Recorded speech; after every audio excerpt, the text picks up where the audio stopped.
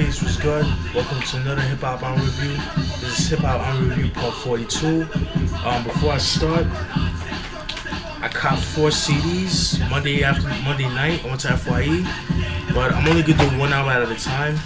So the first album I'm gonna do is Tribe's first album, People's Instinctive Travels and the Passive Rhythms, released in 1990. For those who don't know before I start, I gotta give a shout out to Queens. Queens, you already know the deal. You know what I'm saying? Much respect. For those who don't know who Tribe Called Quest is, they're a group from Queens, New York, Linden Boulevard, specifically St. Albans, which is not too far from where I used to live in Springfield Gardens. St. Albans is part of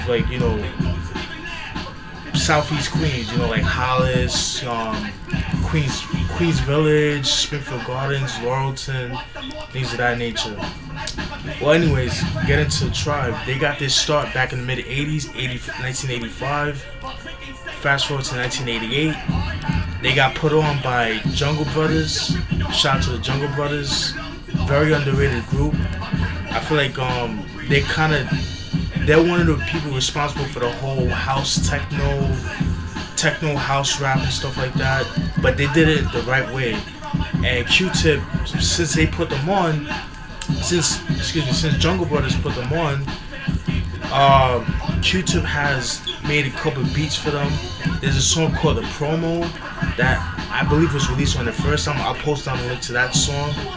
And fast forward to 1989 going on to 90, they released this album. The group consists of members of Ali Shaheed Muhammad, Q-Tip, Phife Dawg, and Jarobi White. Like I said, this was released in 1990.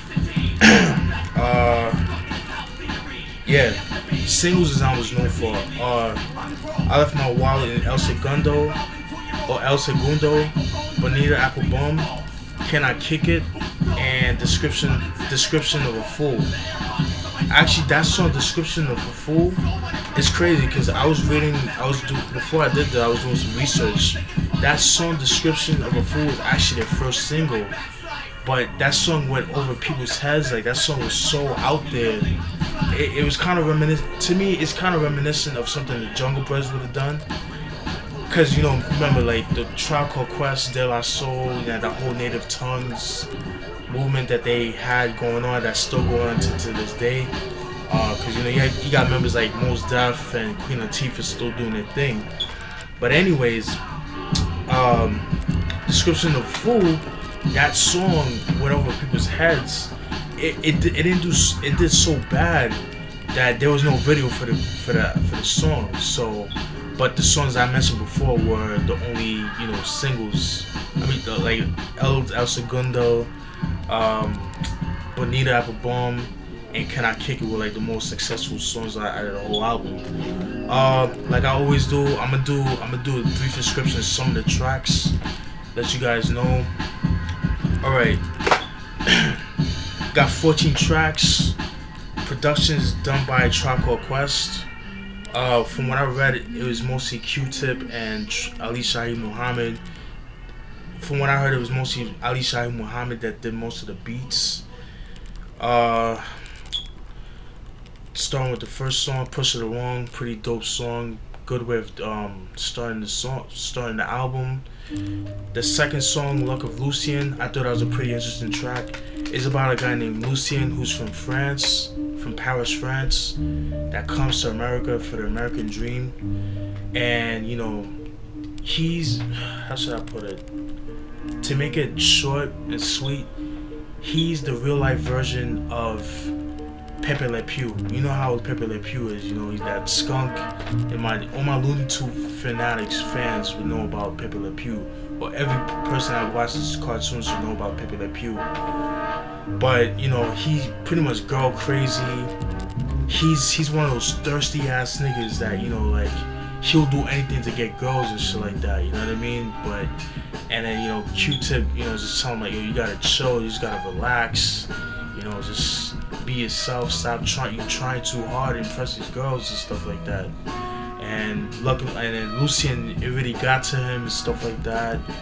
And Lucien feels like, oh, because I'm from France, because he's from France, he automatically thinks like these girls gonna just fall for him and stuff like that. But he got a rude awakening that these American girls are,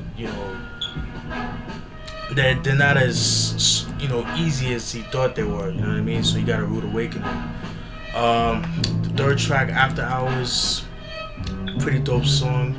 He talks about Q-Tip talks about the after hour, the nightlife, in the city, New York and stuff like that. I thought that was pretty dope.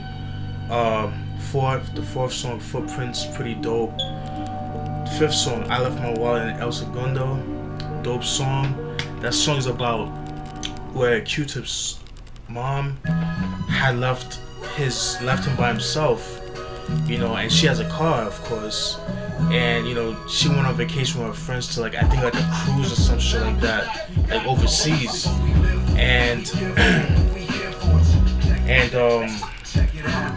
Q-Tip, at the time, being mischievous, shit that late teen, early 20 kids do when they're young and shit like that, doing stupid shit. He grabs the car, grabs the car keys and stuff like that. Calls up Ali Shaheed, like, yo, what's good? I'm gonna pick you up. Let's just drive around and shit like that. So Q-Tip has this crazy idea of doing a road trip across the country. You know what I'm saying? So, they do that shit. They've been driving for 2 or 3 days, and they stop in this fictional town called El Segundo. And throughout the trip, Q-Tip, he becomes enamored with this waitress, this fine ass girl, and he gets so crazy. He got her number, and he got the keys. But what had happened was he left his wallet in the restaurant or where he was at, and to put himself in reality, Shaheed was like, yo, son, you ready? You got your stuff? He's like, yeah, I got the stuff. I got my stuff. So there they are, driving all the way cross country, all the way back to New York, and then when he dropped off Shaheed Ali, he realized, oh shit, I left my wallet in El Segundo. So they had to drive all the way back to El Segundo to get his wallet, and that's why the name is I Left My Wallet in El Segundo. I thought that was a pretty interesting track. The sixth song, Pubic Enemy. At first, all this time I always thought it was Public Enemy, and Pubic Enemy is pretty much about STDs. You know what I mean? Where Q-Tip was about a girl that he met in the club or whatever, and he's just woken up. He had a one-night stand with this chick, woke up, but then he woke up, he woke up next to her and stuff like that. But then when he woke up, he felt like, he kept scratching his balls and shit, weird. And he went to the clinic and he found out that he had an STD. It didn't specifically said, I'm assuming crabs or syphilis or whatever, but the moral of the story is strap up, people. Just because you see a fine girl or any girl that you pick up and you have sex with her, I mean, I think sex is the best thing, one of the best things in life. But be smart about it. Have safe sex. Find to safe sex. Buy those condoms, even if they're uncomfortable. But it's better being uncomfortable and being safe than, just you know what I'm trying to say. That's the message that I got out of Pubic Enemy. The seventh song, Bonita Applebum. You guys know about that song where you see that one fine ass girl, you just trying to holler at her. It's a girl that you're trying to get, but you can't get, but you're consistent. You know what I mean? You'll do anything just to get this girl. And that's what I got at Bonita Applebum. Plus, you can see the video. Number 8 song, Can I Kick It? Dope song, I like that. That's another single as well. Youthful Expression, dope song. Rhythm, Devoted to the Art of Moving Butts, that's the type of song. I really like that song. That's a dope song. I really like the beat for that. Number 11, Mr. Muhammad, dope song. And this Ham and Eggs, I like that song. Go Ahead in the Rain and Description of a Fool. I'm gonna go back to the song Ham and Eggs. the song Ham and Eggs, where he talks about being a vegetarian, where Q-Tip is talking about he's at his grandmother's house. His grandmother is cooking up a storm, cooking some banging ass food, cooking breakfast, ham and eggs and stuff like that. That song, let me change the song, excuse me.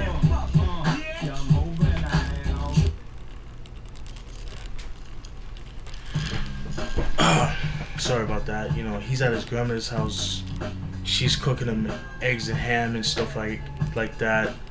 And this is where Q-Tip talks about how he doesn't eat that, and he doesn't eat anything with pork in it. He talks about how he doesn't eat gummy bears, even though they look mad good.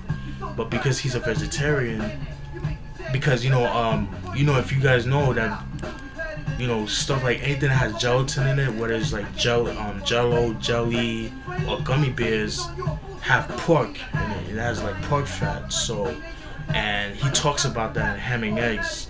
So, and I thought that was pretty interesting. Bottom line, very dope album. I want to say it's I wouldn't say one of the gripes, but I thought it was a little bit of a gripe, but it's not too effective. It's up to you. I don't know. It depends. But that Five Dog doesn't really appear as much as he did in the later albums. He appears, I believe, in 4 or 5 songs off this album. Q-Tip does most of the lyrics and stuff like that. Five would have a verse here and there. You understand? But that depends. If that's a bad thing or a good thing. If you're a Q-Tip fan, that would be great. If you're more of a Five fan, then you wouldn't like it that much. I mean, but that's not to take away from this album. A lot of people, to me, this is definitely their most underrated album in their whole discography.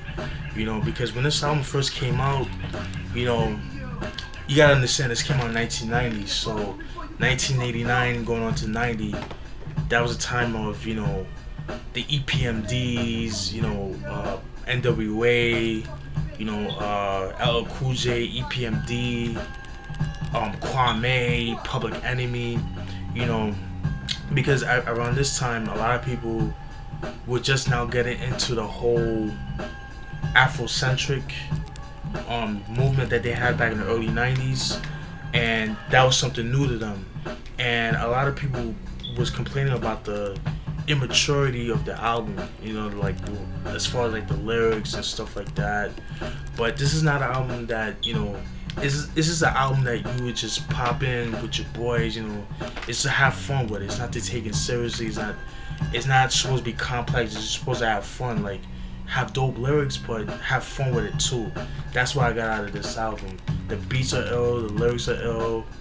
It's a song that you could play in a party. Well, obviously not a party today, but you could play, just driving in the car with your boys and stuff like that, just having fun. You could play this, just lounge with your boys, have a couple beers here and there. That's what I get out of this album. Like I said, their most underrated album in the discography.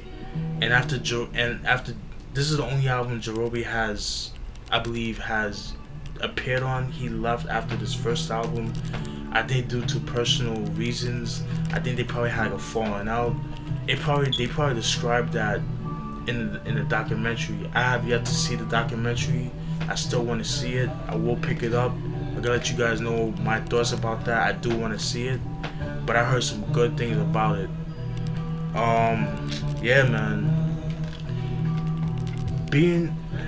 And you might ask me what's a good album to start off with if you're not familiar with the Tribe Called Quest, or Tribe I should say. It depends on you, you know what I mean?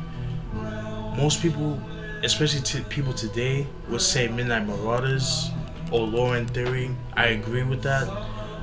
Or or you can always start with this album so you can see how they progress as artists, you know what I mean? I would say start with this album first to see how they progress as artists, just like everything else, you know what I mean? I would say pick up Midnight Marauders. I think you should pick up all the albums. That's a given.